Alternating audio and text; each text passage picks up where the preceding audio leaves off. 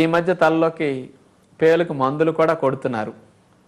ఏదో పొలాన్ని గమ్యాక్షన్లు కొట్టినట్టు చిన్న చిన్న పురుగులు వస్తే తలలో కూడా రకరకాలు కొట్టేసేసి ఉన్న పేలు చంపుకుంటున్నారు. మళ్ళీ పేను పుట్టకుండా మంచి వాతావరణం ఎప్పుడు ఉంచుకునే ప్రయత్నం చేస్తే సహజంగా పేలు వచ్చే అవకాశం అసలు ఉండదు.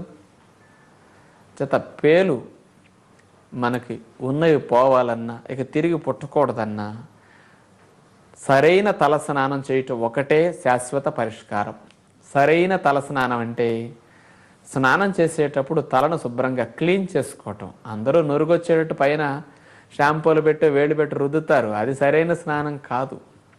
స్నానం చేసేటప్పుడు మన వేళ్ళు జుట్టు లోపలికి వెళ్ళాలి, మాడు భాగాన్ని వేళ్ళ చివరి భాగం తగిలి అక్కడ క్లీన్ చేయాలి, పేరుకునేది అక్కడ. అందుకని అట్లా ప్రతిరోజు వేళ్ళు లోపల పెట్టి క్లీన్ చేసుకుంటూ ప్రతిరోజు తల స్నానం స్త్రీలు కూడా చేస్తే చాలా మంచిది. తలకు రక్త ప్రసరణ బాగా జరుగుతుంది, జుట్టు కుదుళ్ళు గట్టిపడతాయి. కాస్త టెన్షన్ల వల్ల వేడెక్కిన పొయ్యిల దగ్గర ఉంటుంటారు, కాస్త బుర్ర కూడా వేడెక్కుతూ ఉంటుంది, సెగలు పొగలు అవన్నీ చల్లార్చుకోవటానికి. కాస్త మానసిక ఒత్తిడి ఎక్కువ ఉన్నప్పుడు కూడా తలస్నానం చేస్తే ఫ్రెష్గా అనిపిస్తుంది. తలస్నానం చేస్తే ఎనర్జెటిక్ లెవెల్ చాలా ఎక్కువగా అనిపిస్తాయి. స్నానం చేసిన తర్వాత చాలా హుషారుగా చాలా ఫ్రెష్గా ఉంటారు, మీరు చూసుకోండి. అందుకని తలస్నానం ఆరోగ్యానికి చాలా మంచిది. కనీసం రోజు కుదరకపోయినా రోజు మార్చి రోజైనా తలస్నానం తప్పనిసరిగా చేయాలి. మరి పేలు ఉన్నప్పుడు వాటిని పోగొట్టుకోవటానికి మనం ఎలా చేయొచ్చో తెలుసా?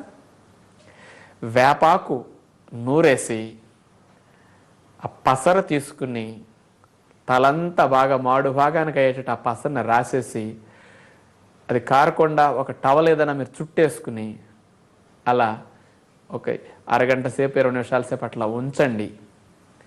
ఆ తరువాత కుంకిడికాయలు పెట్టి తలస్నానం చేయండి. కుంకిడికాయకి ఆ క్రిములు చంపే గుణం చాలా చక్కగా ఉంటుంది. తర్వాత శుభ్రంగా తుడిచేసుకోండి. మళ్ళీ తర్వాత రోజున మామూలు నీళ్ళతో తలస్నానం చేయండి. ఒట్టిగా రుద్దేసుకుంటే ఏముండదు. ఏ రోజు జిగురు ఆ రోజు తలలో చెమట రూపంలో తయారైంది, టాక్సిన్స్ ఏవైతే చర్మం నుంచి బయటకు వస్తున్నాయి చెమట రూపంలో అవన్నీ క్లీన్ అయిపోతాయి. అవన్నీ పేరుకుంటే అందులో పేలు పడతాయి. పేరుకోకుండా ఏ రోజు తర్వాత క్లీన్ చేయండి, బాగుంటుంది. మళ్ళీ 2-3 రోజులు ఆగాక మళ్ళీ కుంకుడికాయ పెట్టుకోండి, కాస్త పేలు తగ్గేదాకా. రోజు కాస్త పేలు ఎక్కువ ఉన్నప్పుడు ఒక 5-6 రోజులు 10 రోజులు అట్లా వేప రసం రాసుకు తలస్నానం చేసేస్తుంటే శుభ్రంగా క్లియర్ అయిపోతాయి.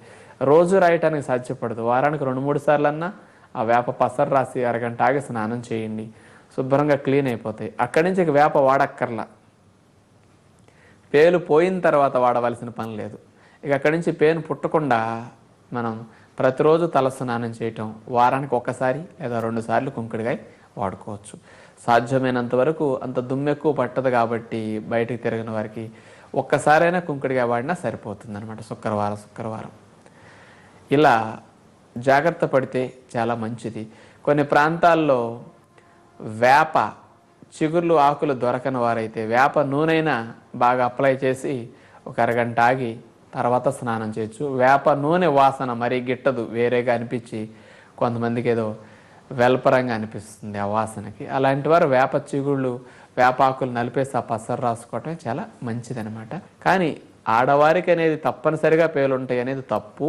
తలలో సరిగా శుభ్రం చేసుకోకుండా ఉన్నవారికి మాత్రమే పేలు పడతాయని మనం దృష్టిలో పెట్టుకుంటే సరిపోతుంది.